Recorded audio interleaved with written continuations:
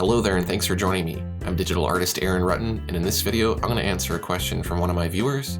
This is a question from Andre Smith. Andre says, "Where did you get the music from? I'm interested in doing some time-lapse art videos myself and trying to find some music." This is a great question, Andre.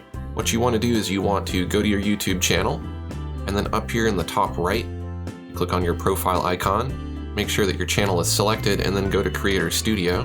And then over on the left, you want to go to the Create button in the Creator Studio menu, and then you want to select Audio Library. Now you can choose from free music or sound effects. Then you have all of your tracks here which you can cycle through, but you can also sort these by genre or mood or instrument, duration, attribution. Let's go ahead and start with attribution because that's the most important. If attribution is required, then you're going to have to copy and paste a little blurb.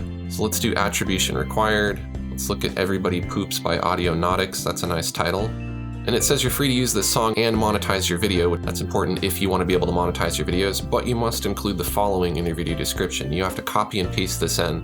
Now that's not terribly difficult to do, but you have to remember to do it every time you use this track. So I find that can be kind of a nuisance sometimes, and if I have the option to do attribution not required, then that's just one less thing that I have to worry about doing. Now, I'm all about people getting credit for their work, but if they're not worried about attribution being in the video, and they know that their work's getting out there and they can hear it in YouTube videos, maybe that's fine for them. And so there's quite a bit to choose from with attribution not required.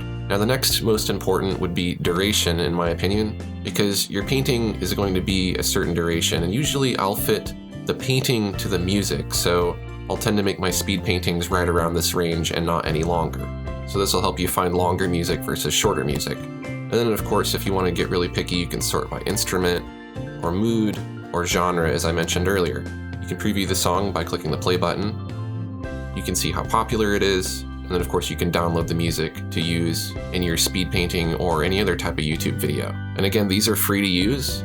And I think most, if not all of them, allow for monetization as well. So there you go, Andre. That's how you can add some free music to your YouTube videos. If you found this information helpful, take a quick second to click the like button. And if you're new to my channel, I'd love to have you subscribe. I have a lot more videos for digital artists like you. Thanks for watching, and I'll see you next time.